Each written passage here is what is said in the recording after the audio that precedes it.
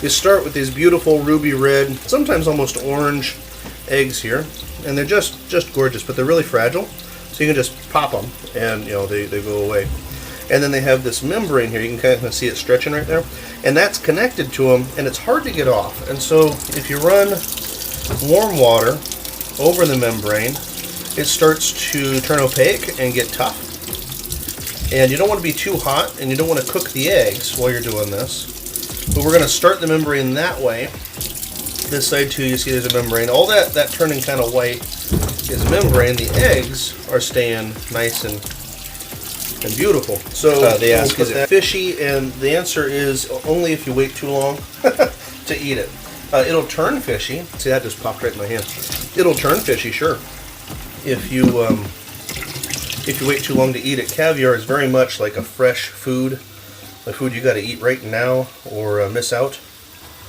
These eggs have only been in here for 5 minutes or so, but I'm already going to start processing them because you definitely don't want to cook the eggs themselves. You just want to get the skein off of them. So you just kind of massage everything off. So I had to warm up the water again, and the way you do this is you just massage the eggs.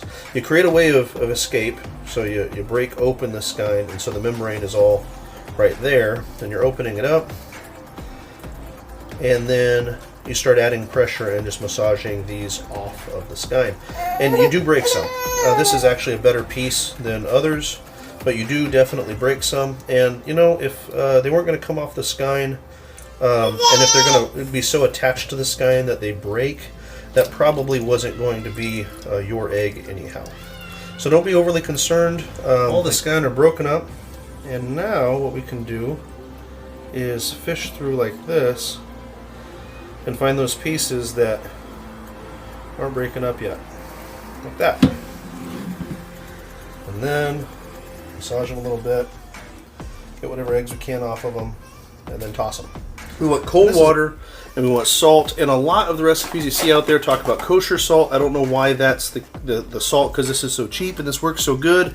But canning and pickling salt is the way I go. And so there's that. Real cold water.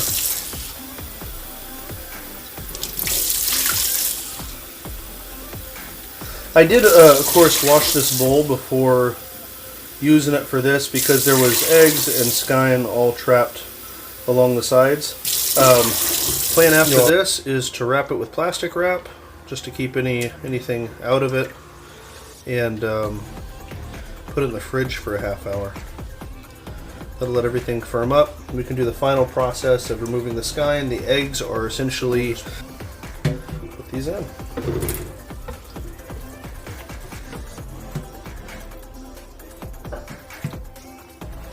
Make sure they mix.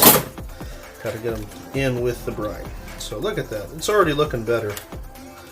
They're brightening up, being rehydrated. So here we go with the chopstick, or in this case the skewer again. And again rubbing, but man, this is so much cleaner. This is so much more clean. Feeling, the fattiness isn't sticking to my fingers like it was before. The brine really helps. And it tastes fresh. If you like fresh oysters, you're going to like this. That fresh brininess of the sea is kind of replicated here. Yeah, it's good. It's good. All right, so here we are. Beautiful caviar. I mean, just gorgeous. There is a point of diminishing returns where all the little white bits. A lot of these are actually broken eggs. You see. So if you stumble across any more as you're straining, then you can get them out, of course. There's an egg clump that I want to break up. So you can continue to critique and refine, but eventually you're going to have to strain this. I will tell you to do it in this whole process. You might have noticed I didn't use anything metal in this whole process. That is because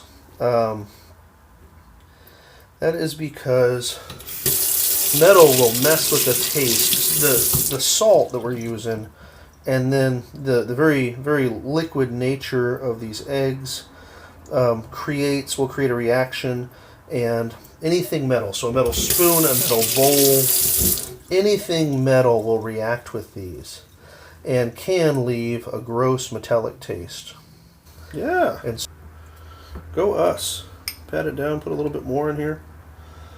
You want that pressed top. You want it like totally full. Getting your money's worth. All right, we'll put a... That's just gorgeous. Look at that. Just perfect.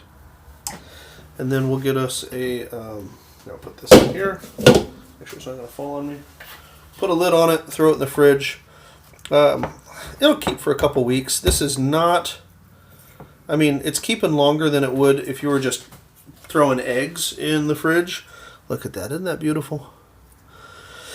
We are preserving food here, but not indefinitely. It's not like smoked salmon or canned salmon that's going to keep all season long. You need to eat this in like a week or so. Need to share it in a week or so. So now we got a okay. And now for the taste test. This is Pilot Bread. It's a hearty cracker, and we will spread a layer of this on here. This is just cream cheese, Philadelphia. So there's a lot of things people will put caviar on. I've tried a lot of them. Russians have a small pancake. It's about this size, maybe just a little bit smaller, called a Bellini, I think. And other folks will just use a thin cut piece of raw potato. That's actually really nice. I like that a lot. And yeah, others will just eat it. There we go. We'll spread it around. I like the white background because it really shows how beautiful and translucent the caviar is. We could use more, but I'm just going to do a single layer all around. You know, we made this ourselves, so we can eat as much as we want, but isn't that beautiful? In the natural sunlight.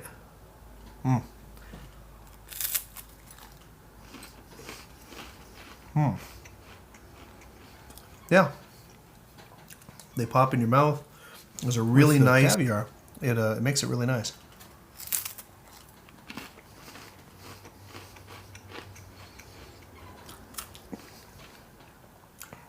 It creates another dynamic of flavor that you just don't find elsewhere.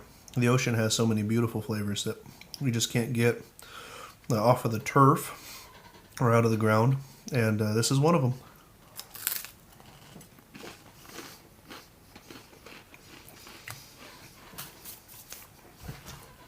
So I'd encourage you to make your own caviar. I'm looking forward to making some caviar out of some pike this winter. I was while I was finding a recipe, I stumbled across somebody's testimony of how good pike caviar is. It's a yellow egg, and it's much more petite egg. And they said it's a firmer egg, which would be interesting. So I'm going to catch some pike, and maybe I'll make a video about that. But you guys have a wonderful time. And again, you know, caviar is not beyond you. Go ahead and make your own.